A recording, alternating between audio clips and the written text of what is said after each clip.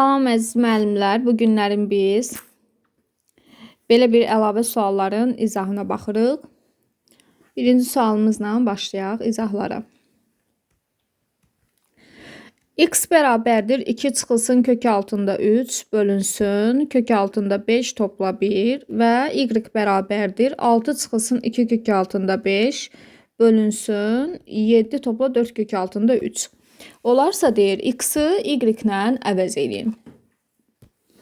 Gəlin biz birinci y ifadəsini sağ və sol tərəfini kök altına salaq. Kök altında y bərabərdir. Kök altında 6 çıxılsın 2 kök altında 5 bölünsün 7 topla 4 kök altında 3. Kök altında y bərabərdir. Baxırıq ki, sağ tərəfdə surət də hansısa bir müxtəsərin açılmış formasıdır. Eləcə də məxrəcdə. Biz onu yığaq görək necə yığa bilərik. Surətdə yaza bilərik 6 çıxılsın 2 kök altında 5-in əvəzinə. Kök altında 5 çıx 1 mötərizənin kvadratı. Məxrəcdə də 7 topla 4 kök altında 3-ün əvəzinə. Kök altında 3 topla 2 mötərizənin kvadratı. Deməli, kök altında y bərabərdir. Kökü həm sürət və həm məxrəcə ayrı-ayrıqda parçalasaq, kök altında surətdə kök 5 çıx 1-in kvadratı, məxrəcdə də kök altında kök 3 üstə gəl 2-nin kvadratı. Buradan da alırıq ki, kök altında y bərabərdir. Surətdə kvadratla kök getsə, modulda kök altında 5 çıxılsın 1. Məxrəcdə də kvadratla kök əgər getsə, modulda kök altında 3 üstə gəlsin 2. Hər iki modulun işarəsi müsbətdir. Ona görə kök altında y bərabər olacaq, elə olduğu kimi çıxacaq. Kök 5 çıxılsın 1 bölünsün kök altında 3 üstə gəlsin 2. Biz kök altında y-i tapdıq. İndi nə edək? X-da da əlaqələndirməyə çalışaq ki, baxın, x ifadəsi 2 çıxılsın kök 3 bölünsün kök 5 topla 1-dir. Y ifadəsi isə kök 5 çıxaq 1 bölünsün kök 3 üstə gəlsin 2-dir.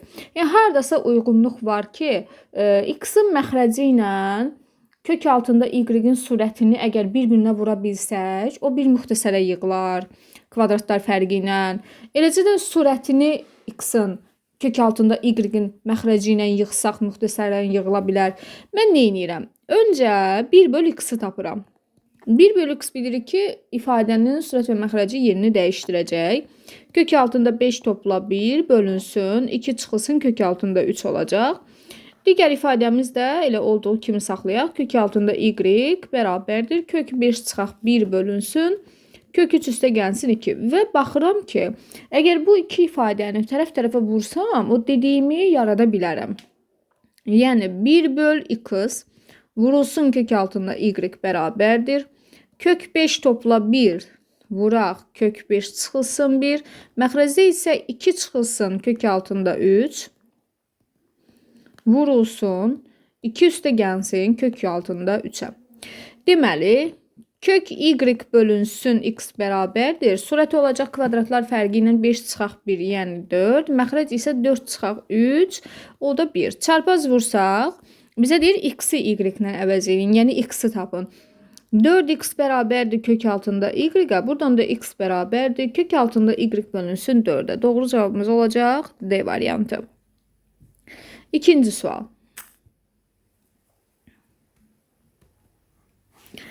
Belə bir sonsuz köklər veribdir. Kök altında x kvadrat üstə gəlsin 7x üstə gəl 12 çıxılsın kök altında x kvadrat topla 7x topla 12 çıxaq kök altında və bu sonsuz davam edir bu şəkildə.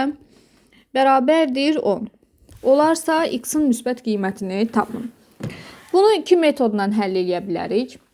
Birincisini belə yazarıq ki, bütöv bu ifadə əgər ona bərabərdirsə,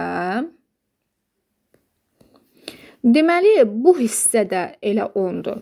Yəni, onsuz da bu köklər sonsuz olaraq davam edirlər. Yəni, bütün köklərin fərqi əgər 10-dursa, deməli bundan sonrası da sonsuz davam elədiyinə görə elə o da 10-a bərabərdir.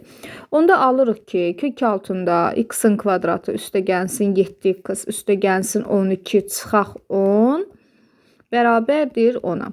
Hər iki tərəfi kvadrata yüksəltsək, x kvadratı topla 7x topla 2 bərabərdir 100. X kvadratı topla 7x çıx 98 bərabərdir 0. Diskriminant bərabərdir 49 üstə gəl 98-i 4-ə vuranda 392. Buradan da 441 alınır. Köklərimiz -7 plus minus 21 bölünsün 2'dir. -7 çıxaq 21 -28 edir. 2'yə böləndə -14. -7 üstə gəl 21 də 14 edir. 2'yə böləndə olur 7. Bizə deyir ki, x-in müsbət qiymətini tapın. X-in müsbət qiyməti olacaq 7. Doğru cavab B variantı.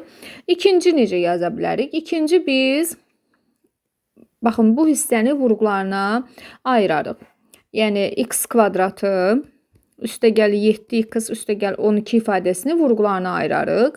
Bunun vurğuları bu şəkildədir. Deməli cəmləri -7, hasilləri isə müsbət 12 olan ədədlər. -4-dən -3-dür. O zaman biz bunu yazarıq belə. X üstə gəl 3 vurulsun x üstə gəl 4 kimi. Yəni kökün altında x üstə gəl 3 vurulsun x üstə gəl 4. Çıxılsın kökün altında x üstə gəl 3 vurulsun x üstə gəl 4. Çıxılsın kökün altında sonsuz qədər, yəni nöqtələr bərabərdir 10-a. Bir dənə diqqətlə fikir versək, x topla 3 ilə x topla 4 hər bir kökün altında ardıcıl ədədlərdir. Xatırlayırıqsa bizim belə bir qaydamız var idi. Əgər biz kök altında a çıx, kök altında a çıx, kök altında a və sonsuz şəkildə belə bir sonsuz köklər verilmişdirsə bizə, əgər a-nı biz iki ardıcıl ədədin hasil şəklində göstərə bilirdiksə, n vurulsun n topla 1 kimi, bu zaman aralarında çıxma olanda böyük ədədi, daha doğrusu kiçik ədədi cavab olaraq götürürdük, yəni n-i.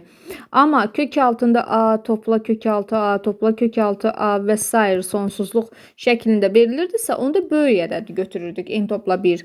Məsəl üçün deyəndə ki, tutaq ki, kök altında 42 çıxılsın kök altında 42 çıxaq kök altında 42 çıxaq nöqtələr. 42-ni biz ardıcıl iki ədədin hasil kimi göstərə bilirik. 6 vurulsun 7. Aralarında çıxma əməli olduğuna görə cavabımız 6 olur. Amma toplama olsaydı onda 7'ni götürərdik. İndi baxın bizimlə misala. X plus 3 ilə x plus 4 ardıcıldır. Yəni bu ifadə iki ardıcıl ədədin hasilin şəklində göstərmək mümkündür. Deməli aralarında çıxma əməli olduğuna görə x topla 3 bizim cavabımız olmalıdır. X topla 3 bərabərdir 10. Buradan da x bərabərdir 7. Yəni bu şəkildə də tapmaq olardı. Üçüncü sual.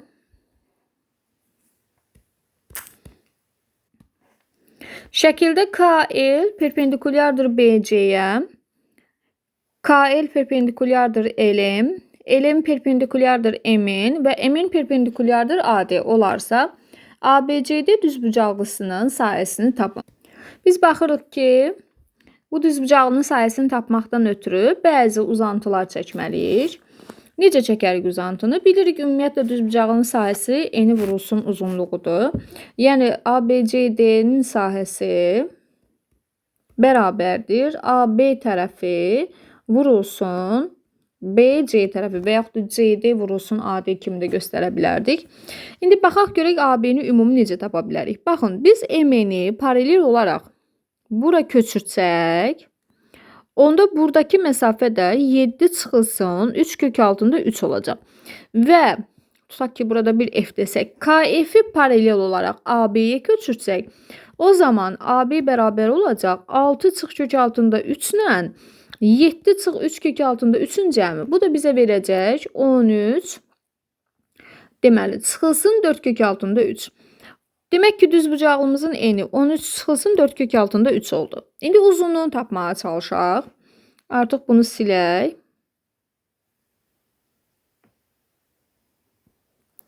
Uzunluğunu necə taparıq? Baxın, M-lə N-ə, yəni M-in parçasını uzantısını çəkək. Belə deyək də, K-li qarşıya paralel köçürdək. O zaman bura olacaq 6 çıxılsın kök altında 3, düzdürmü? L-mi də yuxarı köçürsək, bura olacaq 7 üstə gəlsin 2 kök altında 3. ND-ni də paralel olaraq yuxarı köçürsək, bura olacaq 4 üstə gəlsin kök altında 3. Onda ümumi BC məsafəsi bərabər olacaq. Bizə BK da verilib. 2 üstə gəlsin. Burada qeyd olunmayıbdır. Kök altında 3. Deməli, ümumi BC məsafəsi bərabərdir. 2 topla kök altında 3. Üstə gəl 7 topla 2 kök altında 3. Üstə gəl 4. Üstə gəl kök altında 3. Bərabərdir. 13 üstə gəlinsin. Deməli, kök 3. Bu da 2 kök 3. 3 kök 3. Burada da bir dənə kök 3. 4 kök altında 3. İndi sahəmiz S bərabərdir. AB-nin BC hasili. 13 çıxaq 4 kök altında 3 vurulsun. 13 üstə gəlsin 4 kök altında 3. Bu da edər 13-ün kvadratı çıxılsın 4 kök altında 3-ün kvadratı. 169 çıxılsın 48 bərabərdir 121. Deməli, fiqurun sahəsi olacaq 121. Doğru cavab C variantı. 4-cü sual. Belə bir xətti tənliklər sistemi verilib. Deyir, xətti tənliklər sistemindən M topla N topla X topla Y cəmini tapın. Biz əvvəla diqqət edirik nəyə? Orada bizə deyir ki, xətti tənliklər sistemi. Xətti nə deməkdir? Ümumiyyətlə, xətti tənlik nə idi? Var bir dəyişənli xətti tənlik, vardı 2 dəyişənli xətti tənlik, bir də 2 dəyişənli xətti tənliklər sistemi. Düzdürmü? Xətti tənlik, əgər bir dəyişənlidirsə, orada bir dənə dəyişən iştirak eləməlidir və dəyişənin qüvvəti 1 olmalıdır. Məsələn, xətti bərabərsizlikdə də biz həmin şeyi deyirik. Xətti bərabərsizlik nədir? Bir dəyişən olmalıdır, bir məchullu xətti bərabərsizlik. Bir dəyişən olmalıdır və dəyişənin qüvvəti 1 olmalıdır ki, o xətti olsun. İndi bizi də xətti tənliklər sistemi deyirsə, deməli, hər bir dəyişənin qüvvəti 1-ə bərabər olmalıdır. Yəni, M kvadrat çıx 4M topla 4 bərabərdir 1-ə. Sol tərəf M çıx 2 mötərizə kvadratıdır. Bərabərdir 1. Buradan M çıxaq 2 1-dirsə M 3-dür. İkinci halda M çıxaq 2 mənfi 1-dirsə, o zaman M deməli, 2 yox, bircə dəqiqə. Hə, düzdür, 2-dir. Elə bildim, səhv götürmüşəm. Mənfi 1 üstə gəlsin 2, müsbət 1. Deməli, M üçün 2 dənə qiymət aldıq. 3 və 1. İndi digər dəyişənə baxın. Biz hələ birinci tənliyə baxırıq. Yəni, tənliklər sisteminin birincisi tənliyinə. Y-in də qüvvəti 1 olmalıdır. Yəni, N kvadratı çıx 1 bölünsün N topla 1 bərabərdir 1-ə. Buradan N kvadratı çıxaq 1 bərabərdir N topla 1-ə. N kvadratı çıx N çıx 2 bərabərdir 0-a. Cəmləri 1, hasilləri mənfi 2 olan ədədlər mənfi 1 ilə 2-dir. Deməli, N1 mənfi 1-dir. N2 isə müsbət 2-dir. İndi gəldik ikinci tənliyə. Orada da yenə xətti olduğuna görə qüvvətlər 1 olmalıdır. N kvadratı çıx 6N üstə gəl 9 bərabərdir 1-ə. Sol tərəf N çıx 3-ün kvadratıdır. Deməli, N çıxaq 3 bir dəfə 1-ə bərabərdir. Buradan N bərabərdir 4-ə. N çıxaq 3 bərabərdir mənfi 1-ə. N bərabərdir 2-yə. İndi diqqətlə baxın. Biz N üçün 4 dənə qiymət almışıq. Birinci halda mənfi 1 ilə 2, ikinci halda 4 ilə 2. Hər ikisini ödəyən N-ləri götürməliyik. Yəni, biz N-in yerinə elə bir qiymət qoymalıyıq ki, hər iki tənlikdə dəyişənin qüvvəti 1 olsun. Bunun üçün də ortaq N-ləri seçmək lazımdır. Ortaq N-lər də 2-dir. Deməli, N olacaq 2. Daha sonra ikinci tənlikdə Y-in qüvvətinə baxaq. M kvadratı çıxılsın 8-dir. Xətti tənlikdirsə mütləq bu da 1-ə bərabər olmalıdır. M kvadrat bərabərdir 9-a. M bərabərdir mənfi müsbət 3-ə. 2 dənə də kök buradan tapdıq.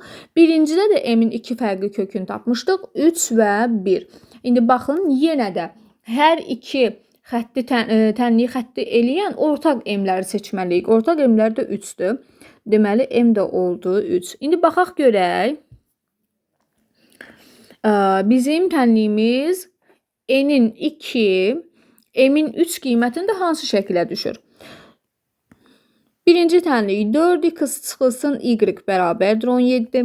İkinci tənlik 2x üstə gəlsin 3y bərabərdir 5. Heç yerinə qoyub hesablamadım. Çünki xətti olması üçün mən onları 1-ə bərabər eləmişdim. İndi ortaq kökləri də seçmişəmsə, deməli onsuz da qüvvətlər 1-dir. Hesablamanın mənası yoxdur. Bizə də deyirdi m topla n, topla x, topla y tapın. M-ni tapmışıq.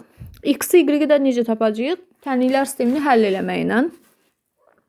Birinci tənliyi müsbət 3-ə vursaq, 4x, üzr istəyirəm, 12x çıxaq 3y bərabərdir 51. 2x üstə gəl 3y bərabərdir 5. Tərəf-tərəfə toplasaq 3y-lər islah olunacaq. 14x bərabərdir 56-ya. Buradan x bərabərdir 4-ə. X 4 oldu. İkinci tənlikdə x-in yerinə 4 yazsaq, 8 üstə gəlsin 3y bərabərdir 5-ə. 3y bərabərdir -3-ə. Y də bərabərdir -1-ə. Demək, köklərimiz x bərabər 4, y bərabər -1. Digər tərəfdən mnlər n bərabər 2, n bərabərdir 3 oldu. Hər deməli 4 dənə məhsulun cəmi x topla n 6 edər. 6 üstə gəl 3 9 edər. 9 çıxaq 1 də 8 eləyər. Doğru cavabımız olar C variantı. 5-ci sual. Maraqlı bir sualdır bu da. M həqiqi ədədi üçün müsbət həqiqi ədədlər çoxluğunda təyin olunmuş fx bərabərdir mx kvadrat topla 5 və jx bərabərdir kök altında x topla 3 funksiyası verilmişdir. Fog 4 bərabərdir -20 olarsa f3'ü tapın. Fog 4'ü necə tapırıq? Birinci biz J4'ü tapırıq. J4 bərabərdir. Kök altında 4 topla 3 bu edir 5. İndi də F5'i tapırıq. F5 də -20'dir. Yəni əslində F5 -20 deyil. Sadəcə Fog 4'dən F5 alındı. F5 də -20 oldu. Deməli biz F funksiyasında x gördüyümüz yerə 5 qoyub -20'yə bərabər eləməliyik. 25m topla 5 bərabər -20. 25m bərabərdir -25'ə.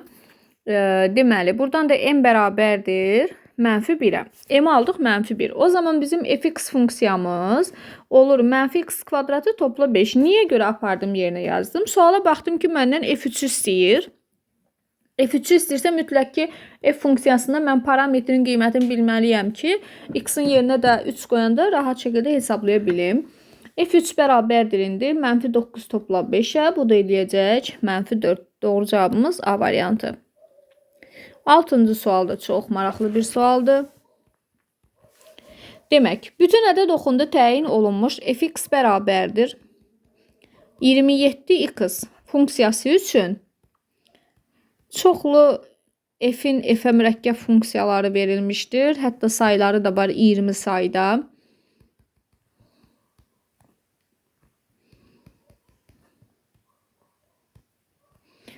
Bizdən bu funksiyanın aşağıdakılardan hansına bərabər olduğunu tapmağımızı istəyir.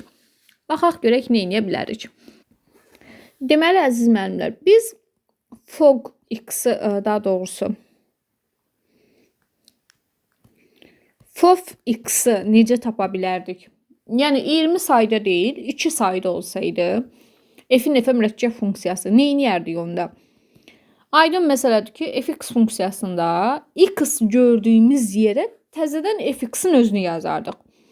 Yəni 27 vur x gördüyümüz yerə təkrardan fx'in özünü, yəni 27x.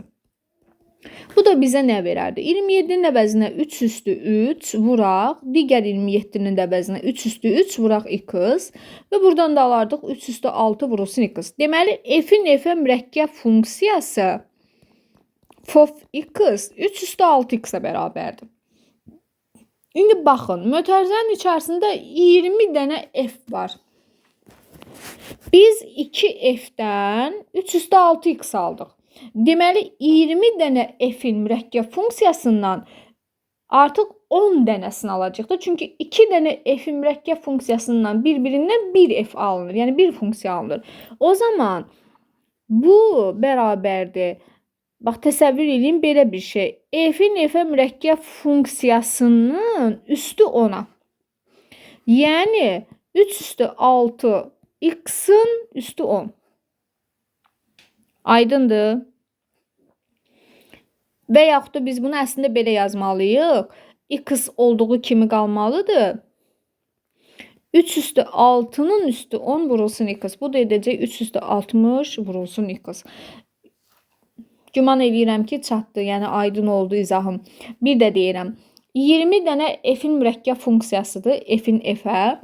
İndi kənarda mən yazdım ki, 2 dənəsini, yəni f-in f-ə mürəkkəb funksiyası 3 üstü 6x-dir. Yəni 2 dənə f-dən bir dənə 3 üstü 6x alındı.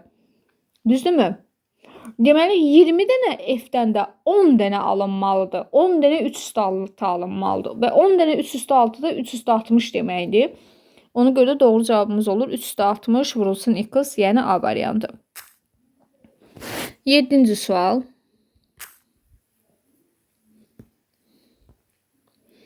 Fx funksiyasının qrafikinin üfüqi asimptotu varsa, bu aşağıdakılardan hansıdır? Biz izahda xatırlayırsınızsa demişdik ki, üfüqi asimptotun olması üçün bəzi şərtlər var idi ki, o şərtlər ödəndikdə üfüqi asimptot olurmu, olmurmu və yaxud da olursa necə olur?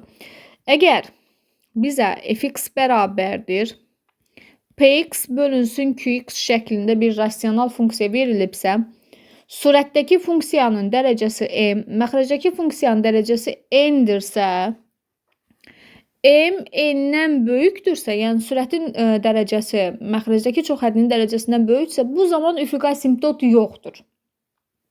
Əgər m n-dən kiçikdirsə, o zaman üfüqi asimptot y bərabər, üzr istəyirəm. Bizdən üfüqi asimptot istəyir də. Deməli, m n-dən kiçikdirsə, y bərabər 0 düz xəttli üfüqi asimptotdur. Əgər m n-ə bərabərdirsə, yəni dərəcələr eynidirsə, o zaman üfüqi asimptot ən yüksək dərəcəli hədlərin əmsallarının nisbətinə bərabər idi. Yəni, a m-in a-nə olan nisbəti və yaxud da b-nə olan nisbəti. Düzdürmü? İndi baxaq funksiyamıza. Biz görürük ki, rasional funksiyadır. Çünki məxrəcdə də dəyişən var. Surətdə də dəyişən iştirak edibdir. Surətdəki çox hədlinin deməli dərəcəsi 3-dür. Çünki maksimum dərəcə 3-dür burada. Məxrəcdə isə 2-dir. Və şərtdə də bizə deyir ki, funksiyanın üfüqi asimptotu varsa, amma baxırıq surətdə dərəcə daha böyükdür. Biz də dedik ki, surətin dərəcəsi məxrəcdən böyüksə, üfüqi asimptot yoxdur. Deməli, bu funksiyanın üfüqi asimptotu varsa, orada 3-cü dərəcəli hədd yoxa çıxmalıdır. Və surətlə məxrəcin dərəcəsi bərabər olmalıdır. Belə çıxır ki, o zaman m çıxılsın 3 sıfıra bərabər olmalıdır ki, yəni x kubunun əmsal 0 olmalıdır ki, o geçsin, qalmasın. Buradan m bərabərdir 3-ə. Deməli, bizim funksiyamız fx bərabərdir. Yerinə qoysaq, burası 0-a gedəcək. 4x-in kvadratı üstə gəlinsin, 12 çıxılsın 5. Məxrəcdə isə 12, yox, daha doğrusu 12 niyə? Üzr istəyirəm, x-in yerinə qoydum səhvən. Mən m-in yerinə 3 qoymalıydım.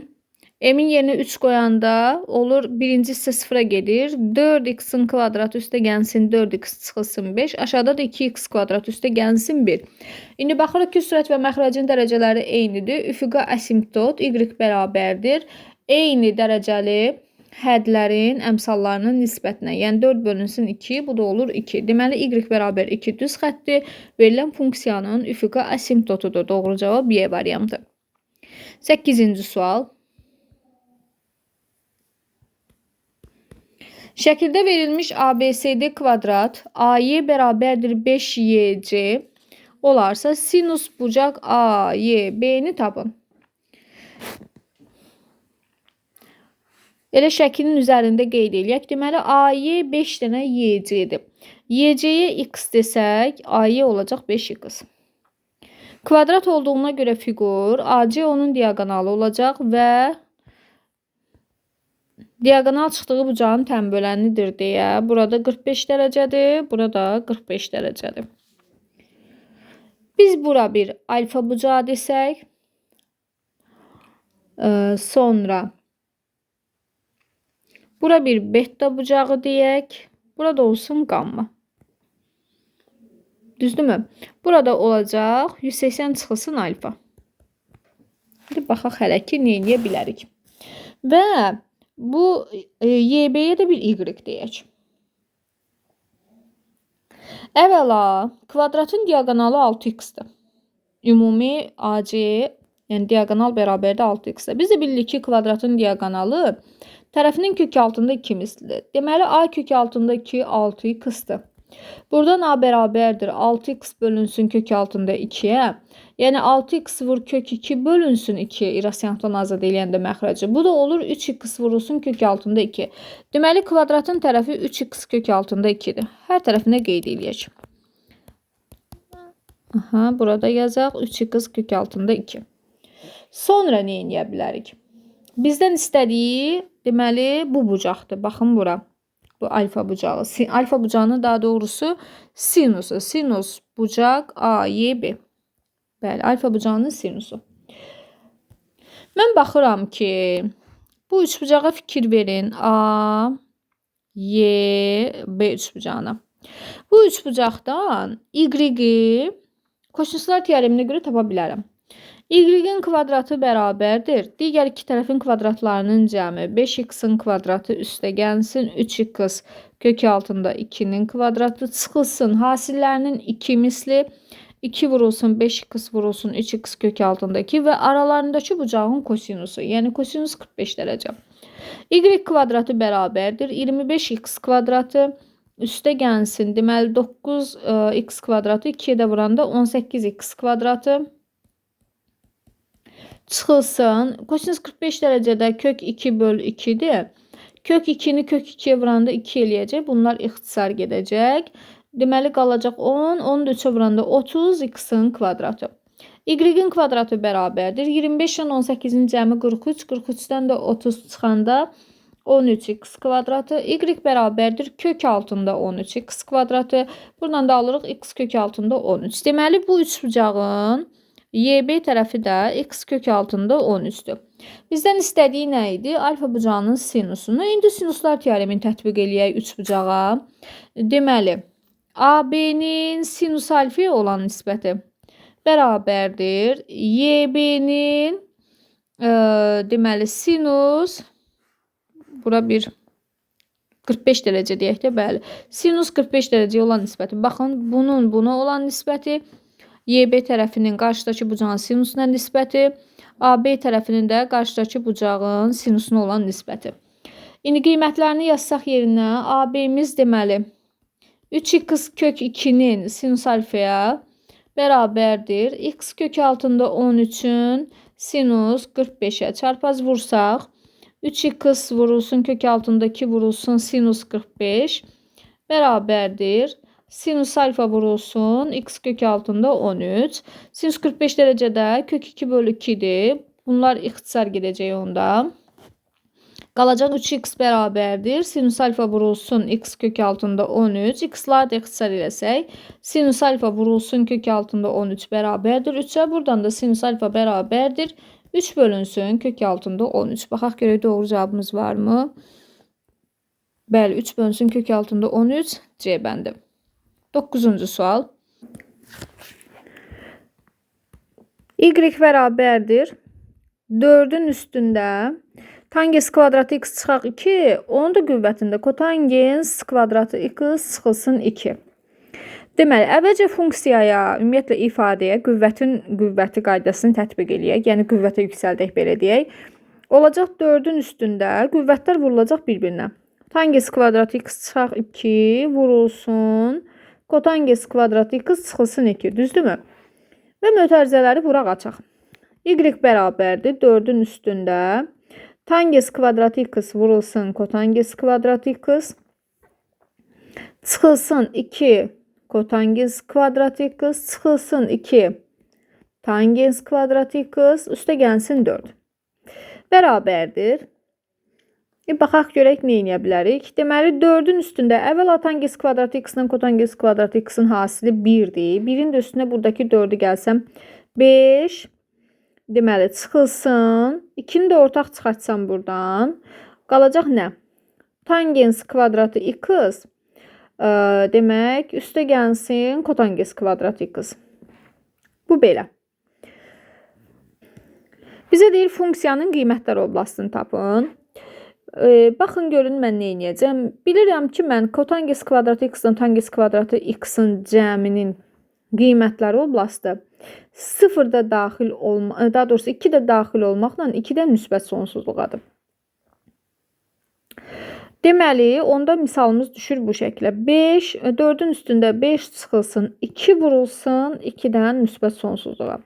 Bu da bərabərdir. 4-ün üstündə 5 çıxılsın, 2-ni 2-dən müsbət sonsuzluğa vuranda, 2-ni 2-yə vuranda 4 eləyir. Düzdürmü? 2-ni sonsuzluğa vuranda elə sonsuzluq eləyir. Deməli 4-ün qüvvətində 5 çıxılsın, 4-dən müsbət sonsuzluğa. İndi baxın görün 5-dən bunu necə çıxacam. 5-dən 4-ü çıxanda 1 eləyir. Bu məlumdur. Yəni bunun ən kiçik qiyməti 4-dən müsbət sonsuzluğun ən kiçik qiyməti 4-dür. 5-dən də 4 çıxanda 1 eləyir.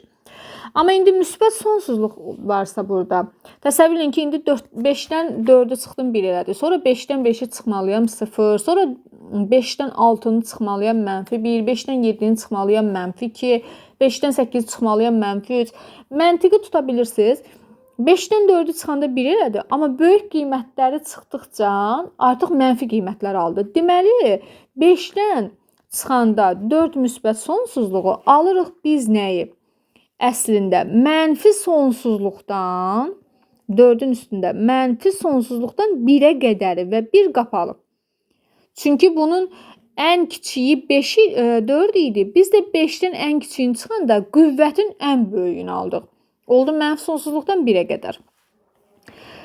Bizdən də istədiyi bunun ən böyük yox, sadəcə elə qiymətlər oblastı idi. İndi qiymətlər oblastını deyirsə, biz bir dəfə 4 üstü mənfi sonsuzluğu tapmalıyıq. Bir dəfə də 4 üstü 1-i tapmalıyıq. 4 üstü 1 elə 4-dür. 4 üstü mənfi sonsuzluqda konkret qiymət ala bilmirik. Biz amma 0-a yaxın bir ədəddir. Çünki baxın, mənfi sonsuzluq, yəni -1, -2, -3 olmalıdır orada. 4 üstü -1, 4-də 1-dir. 4 üstü -2, 1/16'dır. 4 üstü -3, 1/64'dür. 4 üstü -4, 1 bölünsün 256'dır. Yəni bunlar heç birisi mənfi qiymət ala bilmir. 4 üstü sonsuzluq, mənfi sonsuzluq heç vaxt mənfi qiymət almır. Müsbət qiymət alır və hədsiz dərəcədə 0-a yaxınlaşır, amma 0 ola bilmir. 0 ola bilmədiyinə görə biz 0-a açıqda götürürük. Amma 4 üstü 1 konkret alır, 4 olur. Ona görə 4 qapalıda 0-dan 4-ə qədər doğru cavab C variantı. 10-cu suala baxaq. Loqaritma 3-dən 2 x-ə bərabərdir. Loqaritma 3-dən 5 y-ə bərabərdir. 1 bölünsün loqaritma 10 əsasdan 15-in deyil qiymətini tapın. Biz bunu tərsin yazsaq olacaq loqaritma 15 əsasdan 10. Yəni indekslə loqaritmin altındakı ifadə yerini dəyişəcək. Sonra baxıram ki, nəyə? Mənə verilən loqaritmalar, hansı ki x və y-in ifadələri, hər ikisi 3 əsasdandır. Amma mən almışam 15 əsasdan. Deməli, mən istəyirəm ki, bunun əsasını dəyişdirib 3-ə gətirəm. Bilirik ki, loqaritma A əsasdan B-ni digər bir C əsasına gətirəndə biz bunu belə yazırıq. Loqaritma C əsasdan B bölünsün, loqaritma C əsasdan A. İndi loqaritma 15 əsasdan 10-u 3 əsasına gətirəndə olacaq loqaritma 3 əsasdan 10 bölünsün loqaritma 3 əsasdan deməli 15. Bu da bərabərdir. Loqaritma 3 əsasdan 10-u parçalayarıq. Loqaritma 3 əsasdan 2 üstə gəlsin loqaritma 3 əsasdan 5. Məxrəcdə də loqaritma 3 əsasdan 15-i yazarıq belə. Loqaritma 3 əsasdan 3 üstə gəlsin loqaritma 3 əsasdan 5. Bərabərdir. Deməli, loqaritma 3 əsasdan 2 x-dir. X topla 3 əsasdan 5 y-dir. 3 əsasdan 3 məxrəcdə 1-dir, topla. 3 əsasdan 5 də deməli y-dir. Son cavabımız oldu. X topla y bölünsün. 1 topla y, yəni Y variantı. 11-ci sual.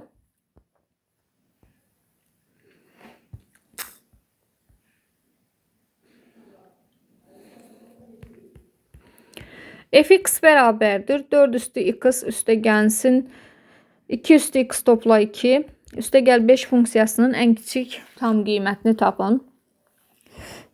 Fx bərabərdir, biz bunu belə yazaq. 4 üstü x-in əvəzinə 2 üstü 2x üstə gəl 2-nin üstündə x topla 2-nin əvəzinə 2 üstü x vurulsun 2-nin kvadratı topla 5.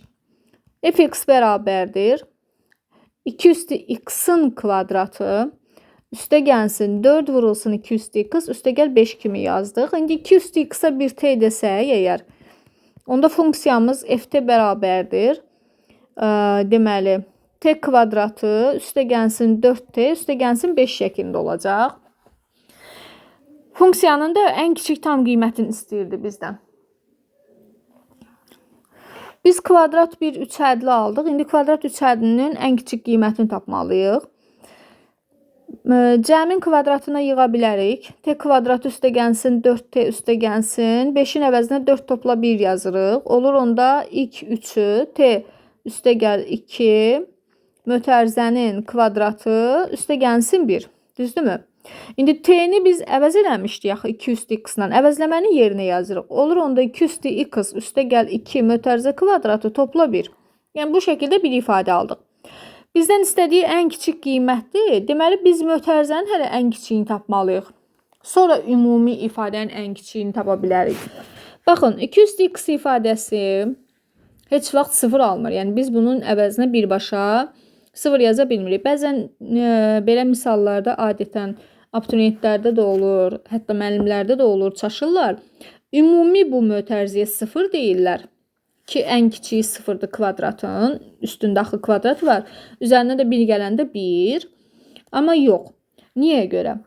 Axı 2 üstü x, yəni ümumi bu mötərizənin 0 olması üçün 2 üstü x gərək ki, mənfi 2 ola. Biz də bilirik ki, üstlü funksiya axı mənfi qiymətlər almır. Üstlü funksiyanın qiymətlər oblasti 0-dan müsbət sonsuzluğadır. Təyin oblasti da mənfi sonsuzluq, müsbət sonsuzluq. Yəni qüvvətdəki x hər şey ala bilər. Amma funksiyanın özünün qiymətlər oblasti 0-dan müsbət sonsuzluğadır. Yəni 2 üstü x ifadəsi mənfi 2 ola bilməz. Qısacası, yəni bu kvadrat olan mötərizə ümumilikdə 0-a gedə bilmir heç vaxt. Bəs onda biz necə taparıq bunun ən kiçik qiymətini? Fikir verin. Deməli, bizdən istədiyi onun ən kiçik tam qiymətidir. 2 üstü x-in ən kiçik tam qiyməti 1-dir. Çünki qiymətlər oblasti 1 də deyirəm, 0-dan müsbət sonsuzluğadır. Bu aralığa daxil olan ən kiçik tam ədəd 1-dir. Yəni bunun ən kiçik qiyməti, tam qiyməti daha doğrusu 1-dir. Üzərinə 2 gələndə 3 olacaq. Kvadratı 9 eləyəcək. 1 ilə də toplayanda olacaq 10. Yəni ümumi ifadənin ən kiçik qiyməti 10-a bərabərdir. Doğru cavab Y variantı. 12-ci suala baxaq. Bu da maraqlı sualdır. AB hasili 1-dir.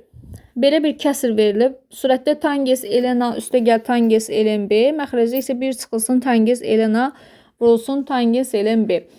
Biz verilən kəsirə baxan kimi hardasa bizə tanış gəlir bu kəsir. Yəni nəyəsə bənzədirik. Nəyə bənzədirik bəs? Tangens alfa plus betanın açılışına. Sadəcə alfa, beta deyil arqumentlər ln A-nın ln B-dir. Tangens alfa üstə gəl betanın açılışı yadımıza salaq. Tangens alfa üstə gəlsin tangens beta. 1 çıxılsın tangens alfa vurulsun tangens beta idi. İndi baxın misala eyni şeydir. Sadəcə alfanın betanın əvəzinə, yəni arqumentlərin əvəzinə verilən nədir? ln A-nın ln B-dir. Onda yığanda biz bunu nə alarıq? Tangens ln A üstə gəlsin ln B. Bu da bərabərdir tangens. Mötərizənin içinə diqqətlə fikir versək, indekslər eynidir. Hər ikisi y əsaslandı. Aralarında toplamadır deyə loqaritmanın xassəsinə görə biz onları bir-birinə vura bilərik. ln AB. Bu da bərabərdir tangens. AB hasili şərtdə 1 verilibdir. ln 1, ln 1 sıfıra bərabərdir. Çünki y üstü 0 1'dir. Deməli, tangens 0 dərəcə. Tangens 0 dərəcədə sinusun kosinusa olan nisbətidir. Sinus 0 bölünsün kosinus 0. Buradan da alırıq ümumi cavabımızı 0. Cavab olur A variantı. 13-də maraqlı bir sualdır. 13-cü suala baxaq və əlavələri yekunlaşdıraq. A kiçikdir 0 olarsa 16A üstə gəlsin 9 bölünsün 4A ifadəsinin ən böyük qiymətini tapın. Bu tip suallarda biz əlbəttə ki, Koşi bərabərsizliyindən istifadə edəcəyik. Koşi bərabərsizliyi necə idi? İki ədədin ədədi ortası hər zaman onların həndəsi ortasından böyük bərabərdir. Yəni A topla B böyük bərabərdir. Belə deyək də, iki ədədin cəmi onların həndəsi ortasının 2 mislindən böyük bərabərdir. Çarpaz vurduqda bu şəkilə düşür. İndi təsəvvür edin ki, bu bir dənə A'dır, bu da bir dənə B'dir. A topla B. Yəni 16A üstə gəl 9 bölünsün 4A böyük bərabərdir. 2 vurulsun kökün altında. 16A vuraq 9 bölünsün 4A. A'lar ixtisar getdi 4 və 16 getdi 4 qaldı. Alındı belə. 16 üstə gəlsin 9 bölünsün 4A böyük bərabərdir. 2 kök altında 36'dan.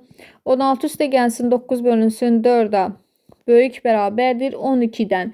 Əslində bu ifadənin ümumilikdə aldığı qiymətlər mənfi sonsuzluqdan mənfi 12'yə qapalı birləşmə 12'dən müsbət sonsuzluğadır. Dəfələrlə mən bunu həm dərs izahında, həm test izahlarında demişəm.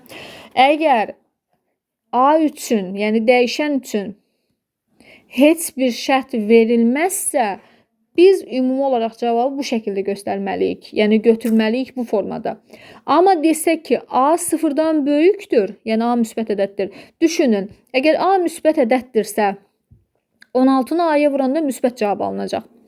4'ü A'ya vurub 9'u 4 A'ya böləndə hamısı müsbət olduğuna görə müsbət alınacaq. Və 2 müsbəti də toplayanda axı o heç vaxt mənfi aralıqda bir qiymətlər ala bilməz. Ona görə də əgər A üçün